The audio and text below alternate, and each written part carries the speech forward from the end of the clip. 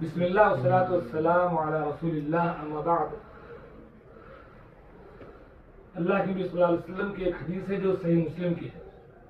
آپ نے ارشاد فرمایا، ایک حدیث میں حق المسلم علی المسلم خمس اور ایک میں ہے حق المسلم علی المسلم ست۔ مسلمان کے مسلمان پر 6 حقوق ہیں، ایک روایت میں 5 حقوق ہیں۔ پہلا حق آپ نے بتلایا، اذا لقیتہ فسلم علیہ، جب اپنے مسلمان بھائی سے ملو تو اس کو سلام کرو۔ ہمارے لوگ دائیں بائیں سے گزر جاتے ہیں لیکن سلام کرنا تک گوارا نہیں کرتے، جبکہ سلام کی اتنی بڑی فضیلت ہے کہ اللہ کے نبی صلی اللہ علیہ وسلم کی ایک حدیث سے ثابت ہوتا ہے کہ جو کوئی کہے السلام علیکم اس کو 10 نیکی، جو بڑھا دے ورحمۃ اللہ اس کو 20 نیکی، جو بڑھا دے وبرکاتہ اس کو 30 نیکی، اور اگر مصافحہ بھی کر لے تو اللہ کے نبی صلی اللہ علیہ وسلم نے فرمایا ما من مسلمین یلتقیان فیتصافحان الا غفر لهما قبل ان یتفرقا۔ جب دو مسلمان آپس میں ملتے ہیں اور مصافحہ کر لیتے ہیں تو اللہ تعالیٰ دونوں کا ہاتھ چھڑانے سے پہلے ان کی غلطیوں کو معاف کر چکا۔ تو پہلا حق یہ ہے کہ جب ملاقات ہو تو سلام کرے، ممکن ہو تو مصافحہ بھی کر لیں۔ دوسرا حق آپ نے فرمایا وَإِذَا دَعَاكَ فَأَجِبْ، جب آپ کو دعوت دے، چاہے وہ کھانے کی دعوت ہو یا کسی بھی، اس پر آدمی جب بلائے ایک مسلمان آپ کو تو آپ اس کو قبول کیجئے، اس کی دعوت پر لبیک کہیے۔ کئی لوگ خواہ عذر کرتے ہیں اور کبھی دعوتوں میں نہیں آتے، بلانے پر نہیں آتے، اور یہ بہت بڑی کمی ہے تعلقات اور رابطے کی علامت ہے کہ آدمی کسی کے بلانے پر حاضری دے، ٹھیک ہے جی۔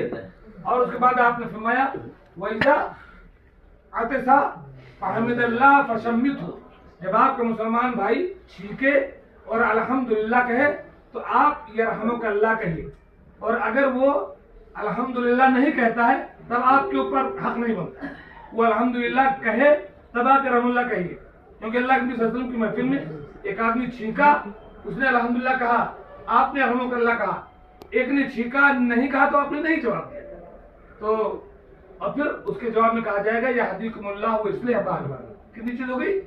3 ہو گئی۔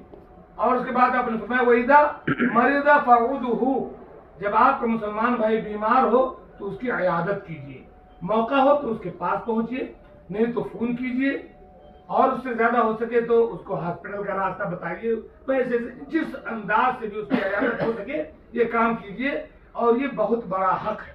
ایک حدیث قدسی ہے کہ اللہ کو بتائیے، پیسے سے جس انداز سے بھی اس کی عیادت ہو سکے یہ کام کیجیے، اور یہ بہت بڑا حق ہے۔ ایک حدیث قدسی ہے کہ اللہ تعالیٰ قیامت کے دن کہے گا ایک بندے سے یہ ابن آدم مرضت فلم تعودنی، اے ابن آدم میں تو بیمار تھا فلاں دن، تو مجھے دیکھنے کیوں نہیں آیا؟ بندہ کہے گا یا اللہ تو رب العالمین ہے، تو کب بیمار ہوا؟ اللہ تعالیٰ کہے گا میرا فلاں بندہ بیمار تھا، اگر تو اسے وقت دیکھنے چاہتا تو مجھے وہاں پاتا۔ تو یہ بہت بڑی فضیلت کی بات ہے، کیونکہ مسلمان بھائی کوئی بیمار ہو تو ضرور ان کے یہاں جائیں، کھوج خبر لیں، ان کو صحیح مشورہ دیں، دوا کا ڈاکٹر کا جس انداز سے ہو سکے۔ مریض کی عادت میں سے وہ حدیث بہت بہترین ہے کہ اگر صبح آپ عیادت کر لیتے ہیں تو 70,000 فرشتے دعا کرتے ہیں، اللہ شام تک کر لیں، شام کو کر لیں تو صبح تک 70,000 فرشتے۔ یہ روایت میں کہ گویا کہ آپ جنت کے راستے کیا خیال میں چل رہے ہیں، میوہ چن رہے ہیں، اس لیے عیادت مریض پر ہم لوگ بہت توجہ نہیں دیتے ہیں، ہمارا معاشرہ بھی توجہ نہیں دیتا ہے۔ ضروری ہے کہ اس پر تھوڑی توجہ زیادہ ہونی چاہیے، دینی چاہیے۔ اور 5ویں کی چھٹی 5 ہو گئی۔ 5 کی چھٹی بات یہ ہے کہ وَإِذَا مَاتَ فَاتَّبِعْ جَنَازَتَهُ، جب آپ کے مسلمان بھائی مر گئے تو اس کے جنازے میں حاضری دیجیے۔ مرنے کے بعد ایک تو یہ ہے کہ اس کی تعزیت کے لیے جائیں، اور دوسری بات یہ ہے کہ وہ اس کے جنازے میں حاضر ہوں اور اس کو دفن بھی کریں۔ اگر آپ جنازے میں صرف حاضر ہوئے، آپ نے دفن نہیں کیا تو آپ کو 1 قرات ثواب ملے گا جی، اور اگر دفن بھی کر دیا تو آپ کو 2 قرات ثواب مل جائے گا۔ صاحب نے پوچھا یا رسول اللہ ما القیراتان، یہ قیرات کیا چیز ہے، ہم سمجھے نہیں۔ آپ نے فرمایا مثل الجبلین العظیمین، یہ 2 قیرات 2 بڑے پہاڑ کے مانند ہے۔ تو یہ فائدہ ہے۔ کیا کسی روایت میں ایسا ہے کہ احد پہاڑ کے برابر ہے؟ اس روایت میں تو یہ ہو سکتا ہے، بعض روایتوں میں مجھے جو روایت یاد ہے مثل الجبلین العظیمین، احد پہاڑ کے برابر ہے،